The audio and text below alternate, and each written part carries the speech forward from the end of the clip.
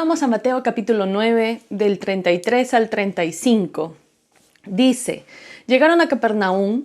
Cuando ya estaba en casa, Jesús les preguntó, ¿qué venían discutiendo por el camino? Pero ellos se quedaron callados porque en el camino habían discutido quién era el más importante. Entonces Jesús se sentó, llamó a los 12 y les dijo, si alguno quiere ser primero, que sea el último de todos y el servidor de todos. Aquí está pasando algo bien interesante, ¿cierto? Están aquí los discípulos, están entre ellos discutiendo, no se atreven a preguntarle a Jesús todavía acerca de quién es el mayor de todos, quién sería el más importante de todos o el primero de todos. Y no podríamos entender qué es lo que está sucediendo aquí con los discípulos. Pueden ser celos, deseos de crecer en el liderazgo, de quién iba a tomar el cargo. Tal vez, como vimos la semana pasada, en la escena de la transfiguración, puede que el hecho de que Jesús haya llevado a 3 de ellos a este momento y luego ellos vuelven y hablan, puede que se haya sentido como, pero ¿por qué Jesús eligió a ellos? ¿Quién va a ser el líder de este grupo? ¿Quién nos va a representar? ¿Quién va a estar adelante? ¿Debería ser Pedro? No, debería ser... Y estas conversaciones al parecer se venían dando y lo vemos en la Biblia. Más adelante vamos a encontrar nuevamente una situación muy similar. Y es que es este deseo, ¿cierto? Deseo tan natural, humano, de querer estar primero. Y me hace pensar, ¿a quién no le gusta estar de primero en realidad? ¿A alguno le gusta estar de último en la fila del banco, por ejemplo? Y mientras pensaba en esto, me imaginaba las filas del Banco de la Nación. No sé si se acuerdan de esas filas. Antes de la pandemia, ahora bajó un poquito, pero eran esas filas que podían dar vuelta a la cuadra y era imposible. Uno tenía que estar casi desde temprano en la mañana para poder salir siquiera al mediodía o hasta un poquito más. Y no nos gusta esperar, no nos gusta estar de últimos. Hasta muchas veces somos capaces de hacer trampa, de colarnos, de tratar de ver de alguna forma cómo adelantamos, ¿cierto? Porque no es bonito estar de último. Y los discípulos se ponen a conversar entre ellos acerca de quién aquí debería ir primero, quién debería tomar las decisiones, quién debería estar a cargo en el liderazgo. Los discípulos están soñando con este estilo de liderazgo del mundo, quién es el que está adelante. Y sin embargo, Jesús les está hablando, ya anteriormente lo hemos conversado también, les está hablando de un estilo de discipulado completamente diferente. Ya les dijo, carga tu cruz y sígueme, cuando Pedro trató de convencerlo de que no vaya a la cruz. Entonces ya venía eso. Y es increíble cómo Jesús le anuncia a sus discípulos, versículos anteriores, le anuncia a sus discípulos que lo van a matar, que lo van a traicionar. Y ellos es como que no entendieron nada realmente. No entendieron nada y siguen en esta discusión, siguen soñando tal vez con este Mesías glorioso que va a venir y los va a poner a ellos en posiciones importantes, ¿cierto? Los va a poner en posiciones importantes. Y creo que en este panorama en el que estamos actualmente, ya la próxima semana estamos estrenando nuevo presidente.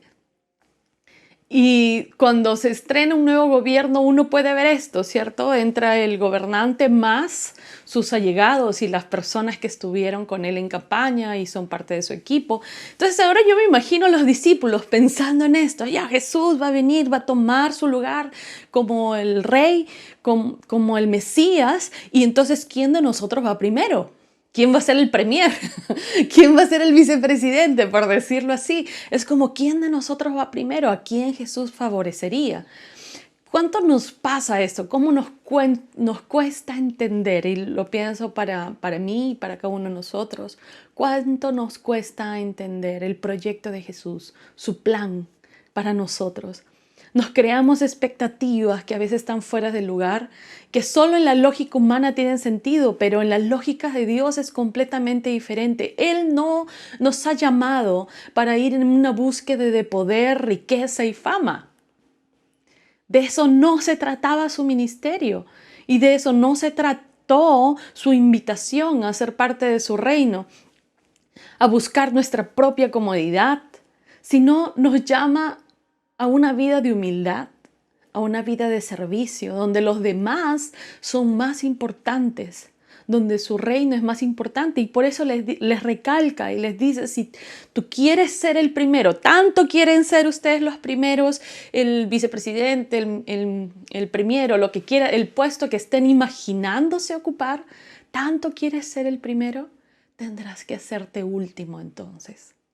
Y servir a los demás, dice en otra versión.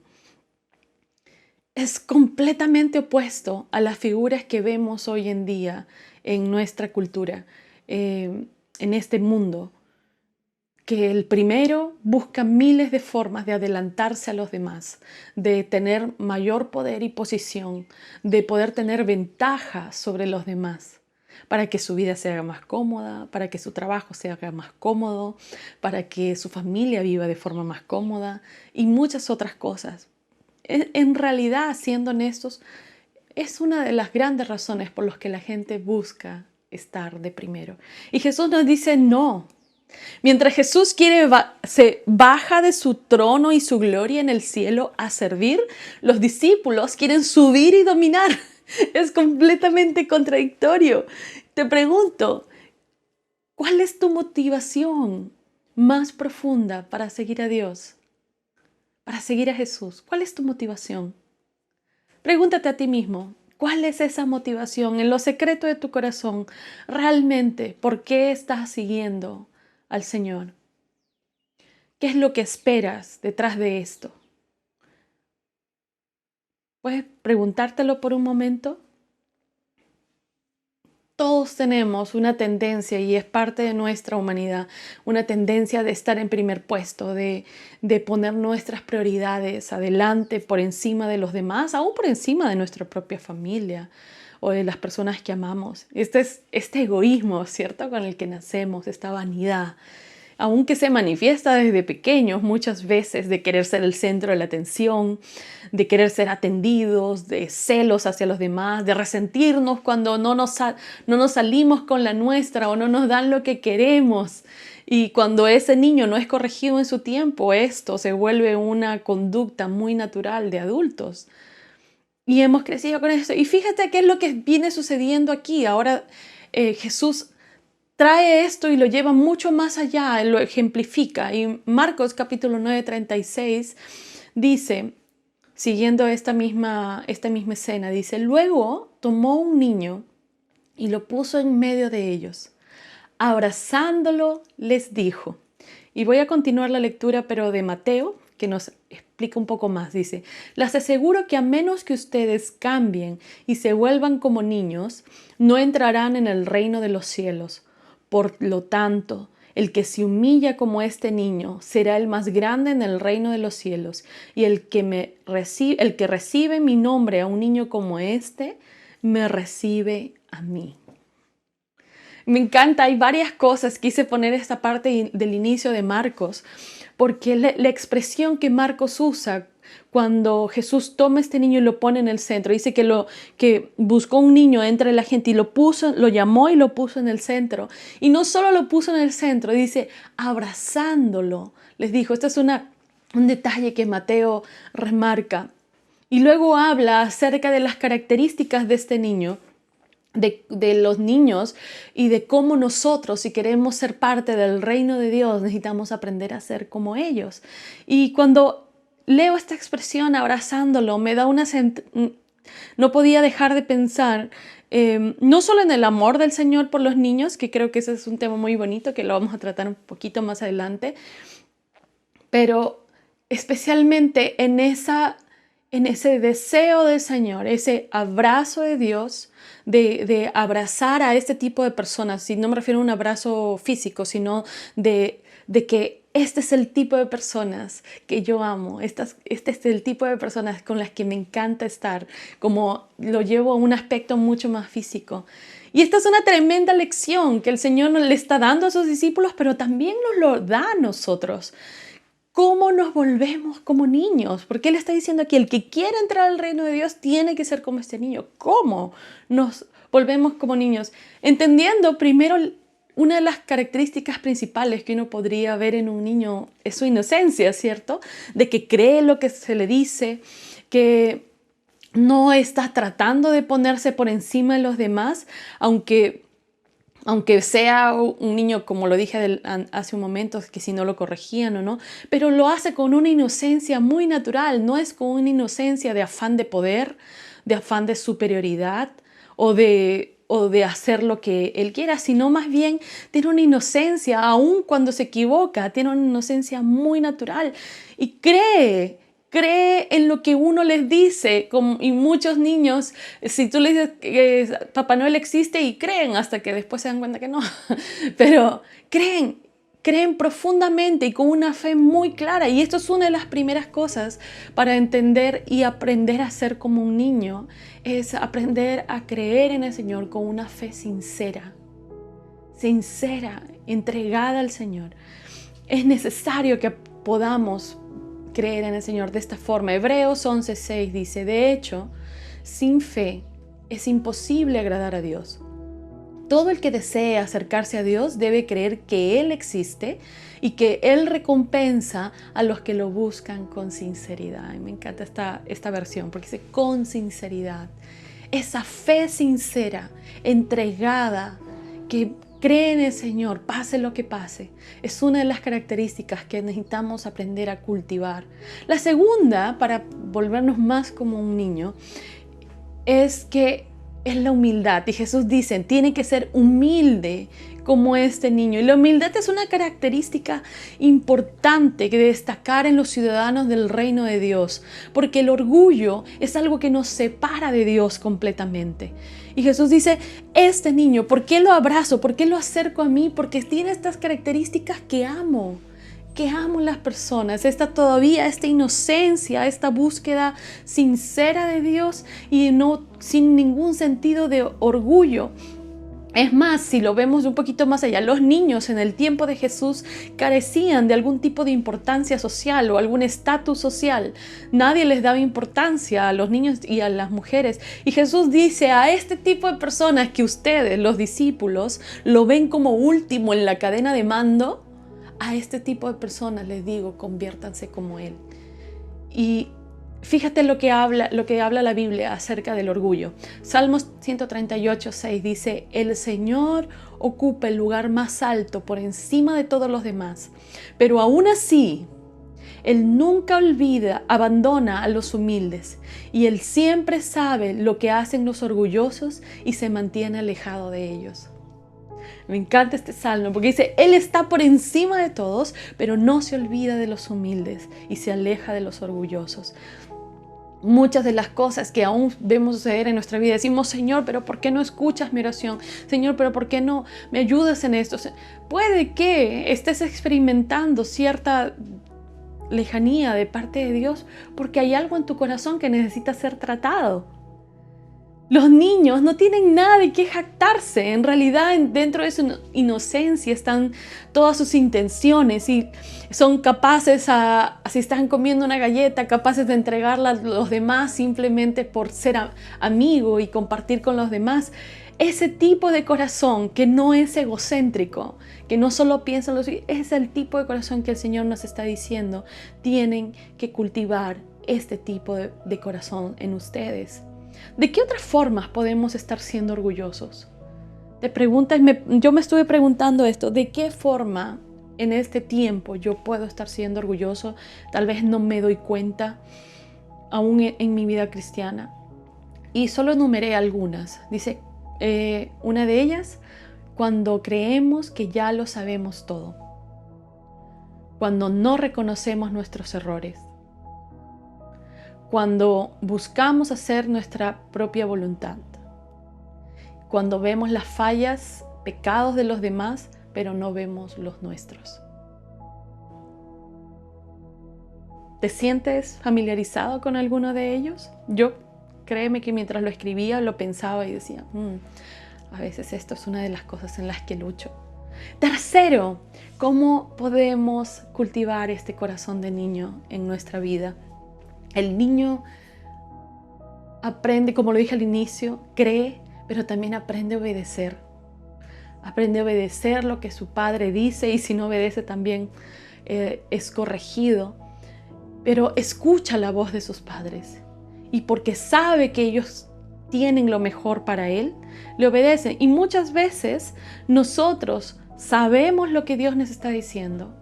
Lo leemos en la Biblia, lo escuchamos en oración, recibimos palabras a través de otras personas. De muchas formas, Dios puede que en este tiempo te haya estado señalando un camino y nosotros voluntariamente decidimos ignorar su voz. Y esta es una señal de orgullo, es una señal de no querer cultivar este corazón. Juan 10 del 27 al 28 dice, mis seguidores, esto lo dijo Jesús, me conocen y yo también los conozco a ellos. Son como las ovejas que reconocen la voz de su pastor y él las conoce a ellas. Mis seguidores me obedecen y yo doy la vida, les doy vida eterna, nadie me los quitará. Fíjate qué importante es la obediencia dentro de cultivar un corazón como un niño. La obediencia de aprender a escuchar la voz de Dios, aprender a obedecer su palabra y seguir sus caminos. Y dice que a estas personas, a estos discípulos, a estos cristianos, a estos hijos de Dios que obedecen su voz, dice, no solo nos da vida eterna, sino dice, nadie me los quitará. Y esto es tan hermoso porque habla de cuidado, habla de protección, habla de tenernos cobijados. Ese es el tipo de relación que queremos con Dios, ¿cierto? Yo mientras lo pensaba decía, este es el tipo de relación que yo anhelo tener con Dios. Sin embargo, tengo que aprender a escuchar su voz y aprender a obedecer su voz. No solo escucharla, dice, los que me siguen me obedecen, me oyen y me obedecen. Entonces aquí hablamos de estas características como un niño, tener una fe sincera, tener un corazón humilde y no orgulloso o egocéntrico. Es aprender a escuchar y obedecer al Señor. Y me encanta nuevamente esta escena de cómo Jesús trae al niño, lo pone en el centro de todos y luego termina esa última parte de la lectura, termina con esta expresión diciendo que el que recibe a un niño como este en mi nombre me recibe a mí. Y me llama mucho la atención esta expresión porque no hace mucho Pedrito y los otros discípulos que estaban en la transfiguración estaban ya pensando hacerle una posada a Moisés y a Elías y recibirlo y acogerlo. Y acá vemos a los futuros padres de la iglesia que Jesús les está dando una tremenda lección. Es como, ¿a quiénes tú realmente estás dispuesto a albergar en tu vida? ¿A quiénes estás dispuesto a albergar en tu vida? ¿A quiénes recibes en tu vida? ¿Solo aquellos que te caen bien? ¿Solo aquellos de quienes puedes sacar algún tipo de beneficio? ¿O aquellos que de alguna forma son aceptados socialmente? Y nuevamente, en el tiempo de Jesús, los niños ocupaban cero estatus social, no tenían ningún tipo de importancia viéndolo socialmente. Y Jesús está diciendo, así como este niño, cuando lo reciban a él, cuando recibas en tu vida a alguien de los cuales aún los demás menosprecian, aún los demás lo toman por menos, cuando tú aprendas a recibir esto, me recibes a mí. Me recibes a mí, me tienes a mí en tu vida. Necesitamos aprender a dejar de hacer amistades por conveniencia o solo porque me cae bien. A veces las amistades más interesantes o los encuentros más interesantes con Dios nacen con personas que uno ni se esperaba. Y muchas veces cerramos la puerta a otras personas solo porque no son como uno. Querida familia, necesitamos reconsiderar la forma en la que hemos estado practicando ser discípulos. Y Pedro creo que lo reconsideró lo aprendió y lo entendió muy bien, porque más adelante, ya muchos años más adelante, escribe en su carta, Primera de Pedro 2:21, dice: pues Dios los llamó a hacer lo bueno, aunque eso signifique que tengan que sufrir, tal como Cristo sufrió por ustedes. Él es su ejemplo y deben seguir sus pasos. Pedrito ya entendió en este momento. Ahí vemos un Pedro completamente diferente. Un Pedro que ya entendió lo que significa cargar su cruz y negarse a sí mismo. Un Pedro que ya aprendió lo que significa que lo importante no es ser primero, lo importante no es que tus deseos estén primero, que tus prioridades estén primero, sino poner a Cristo primero y seguir su ejemplo. Y si el Señor nos mostró una vida de servicio, eso es lo que somos llamados a hacer. Eso es lo que somos llamados a hacer. La vida del discípulo es una vida de autonegación, de aprender a vivir para Él y no para mí mismo. Y en esto no me estoy refiriendo a que, nuevamente, que todo el mundo tiene que dedicarse al 100% al ministerio, a la vida cristiana, que tienes que dejar tu trabajo, tu familia y todo lo demás. No me estoy refiriendo a eso. Me estoy refiriendo a que con tus acciones, con tus decisiones, con tu diario vivir, puedas aprender a vivir una vida de obediencia, fe y servicio al Señor. Con lo que hago, voy caminando por la calle, ¿cómo sirvo a la persona que está al lado? ¿Le estoy hablando a mi vecino acerca de Dios? ¿Estoy orando por aquellos que están pasando necesidad? ¿Estás orando por el país?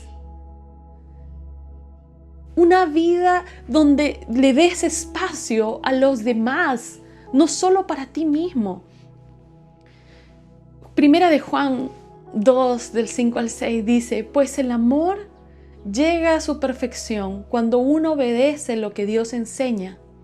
La prueba de que andamos bien con Dios es la siguiente: el que dice que permanece en Dios debe vivir como Jesús vivió. Y muy a menudo pensamos que es súper fácil que vamos a servir a Dios y queremos servir en las partes divertidas o las partes entretenidas, y no está mala, porque la Biblia dice que el Señor ama a los que dan con alegría, y aún el servicio es una forma de dar. Pero aún al servir muchas veces buscamos la forma cómoda de hacerlo, y de eso no se trata. No se trata, porque en el servicio muchas veces nos va a tocar hacer cosas incómodas, como le tocó a Jesús hacer, y cosas no solo incómodas, sino cosas sacrificiales que lleven mucho más allá. Y Pablo nos lo dice en Romanos, dice: por eso, hermanos, puesto que Dios nos ha mostrado tanta misericordia, les ruego que entreguen todo su ser como sacrificio vivo a Dios, esa ofrenda que es su vida debe estar dedicada solamente a Dios para poder agradarle. Esta clase de adoración es la que realmente tiene sentido. Acá Pablo ya nos está hablando aún más allá. Dice: hay que sacrifica tu vida, entrega tu vida como un sacrificio vivo para que el Señor haga lo que quiera con ella. Y mientras pensaba en esto decía: ¿de qué formas prácticas podemos aprender a vivir una vida así? Y te quiero dar algunos ejemplos de cómo puedes empezar. Número 1, aprende a sacrificar tu tiempo para servir a los demás. Una de las razones por las cuales insistimos mucho en el servicio en la iglesia, y quiero animarte a que en este próximo semestre, en este semestre que viene, te involucres. Hay muchas áreas, hay áreas con niños, alcance para proyectos sociales, hay grupos de conexión en los que te puedes involucrar, en grupos de oración para orar por otros y también para que recibas oración, grupos de discipulado. Hay tantas áreas. Aprende a servir. Entonces, una de las formas es sacrificar nuestro tiempo. La segunda, nuestra energía. Eso significa no solo lo que a mí no me cuesta, sino algo que realmente demande de mí. 3, de tus finanzas, de dar de aquello que tienes. 4, dar de nuestros talentos, lo mejor que tengo. Y 5, rendir nuestros planes. Son formas prácticas en cómo podemos empezar a practicar una vida de sacrificio entregada al Señor. Y todo esto se resume, y con esto voy terminando, todo esto se resume en que aprendas el camino del discípulo. a que no seas simplemente una persona, digamos calientabancas, pero hoy obviamente cada quien está en casa, pero que no seas solo una persona, un observador más. No seas un espectador y que pones el Facebook que se prenda, saludas un ratito y dejas que lo demás corra sin que nada de esto haga ningún efecto sobre tu vida. Si eso es algo que has estado haciendo, quiero decirte, este es tiempo de cambiar.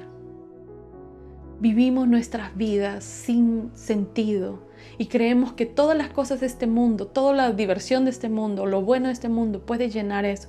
Y que cuando ya tenga mi casa, cuando tenga mi carro, cuando tenga mi carrera, cuando tenga todo esto, entonces voy a ser feliz.